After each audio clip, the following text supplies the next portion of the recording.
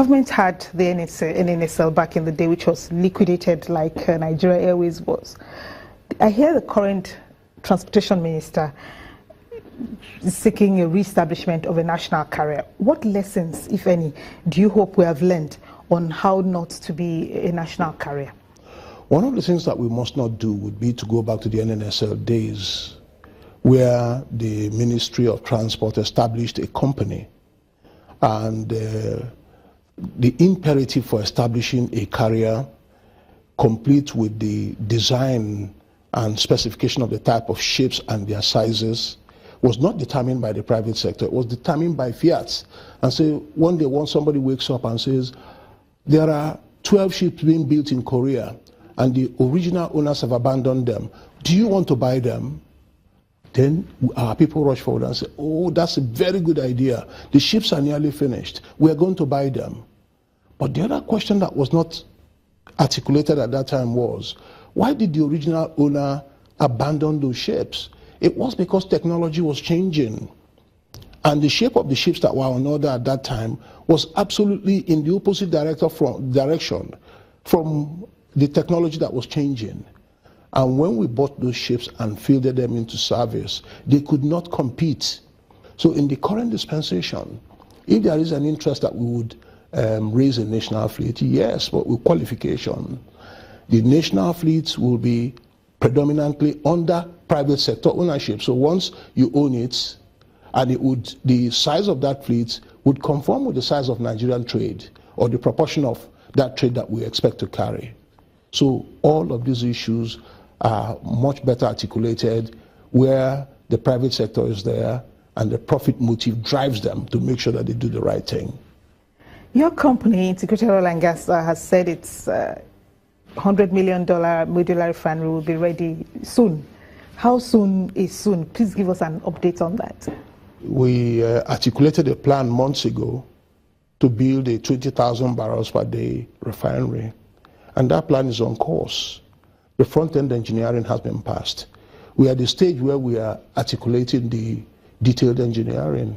So that is ongoing. But I just want to tell you something. I frequently get asked questions about why is it that the DPR every year issues so many licenses and none of them ever materialize to a fully built refinery. Having ventured into this business myself, I know why. Because the business of designing a refinery and eventually building it's a dynamic one. So when you start with the plan, say 6 months ago, at this point in time, all the variables that you started with are no longer viable. And if you are not continuously updating them, you will not be able to build that refinery. So if you're able to update them, the cost of inputs, the source of those inputs, the assay of the sample that you want of crude that you are going to refine, and all of those things. If you continue to update them, then the banks will be satisfied that this person really understands what they are doing, and chances are that you would indeed find the funding. How much impact has the delayed PIB had on sector investment from indigenous players?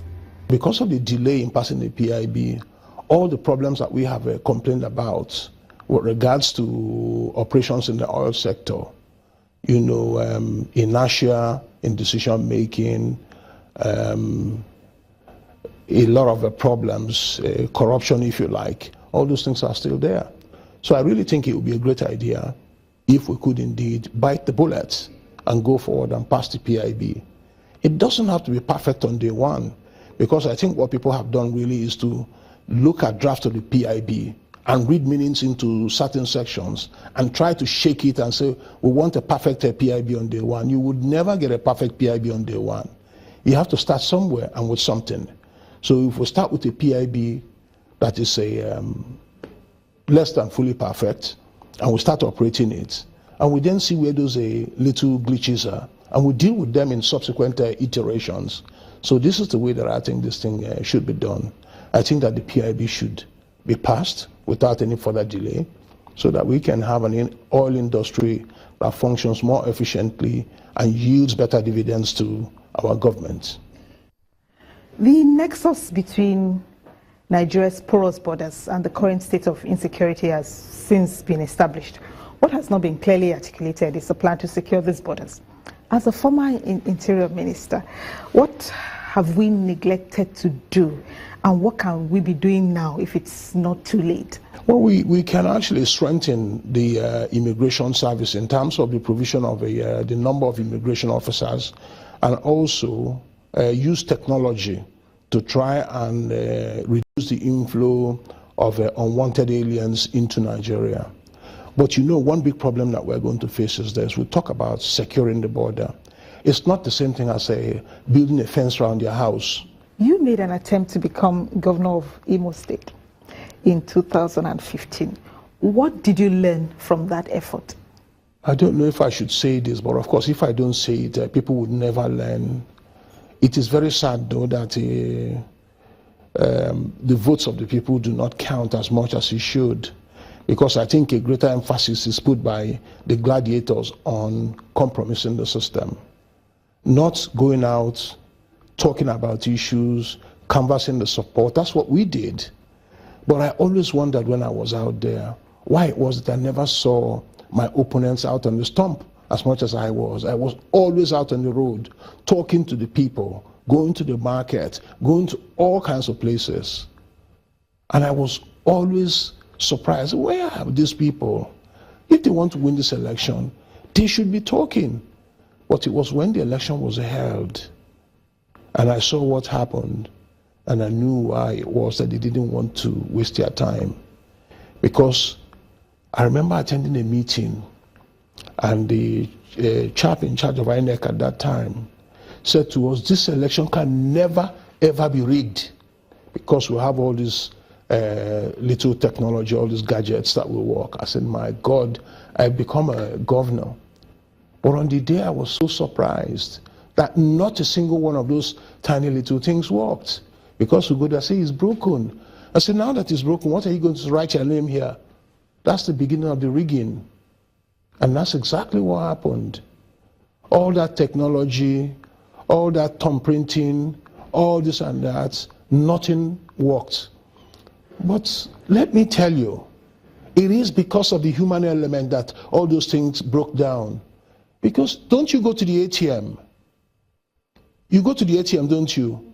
If you can go to the ATM in any city in Nigeria, and you put your card in there, and it says, that's Modele Sharafa Yusuf, I know you, this is exactly the amount of money you got there. Why is it not possible that we could use that same technology to ensure that once you have voted, anywhere you go and you put your name and say, we know you, you are not from Imo State, you are from Abia State, you have voted there. It is very easy, the technology is there, but is the will there? Because people are really banking on, don't worry about it, you'll be all right on the day. And you know, I cook you a meal and give you 1,500 naira, cook you a meal of rice, which, by the way, was the price, I think, that people, or the cost of getting people's franchise. Plate of rice, 2 pieces of meat, 1,500 naira. There you go. We should move away from it. We should allow the will of the people to count. That's the only way that this country can move forward. And would you be giving it another go? And I think that I might just be a bit too long on the tooth, you know. It's not an easy business. If you do it the right way, it really will take a lot away from you. And you know, when I finished that thing, I was so tired, physically tired, that even after we had finished the election and somebody had been declared winner, I was still winding down, losing weight because of all the things that I had done. So whilst I'm not ruling anything out entirely, I'd rather at this point in time think that it may be so-so. Captain Emmanuel Iheanacho, we thank you for your time, sir. It's always nice talking to you. And we thank you for watching. Please join us next time when the program returns. But between now and then, let's continue the conversation online at channelstv.com. And tweet me your thoughts, please, at Modele SY. Thank you for watching, and see you next time.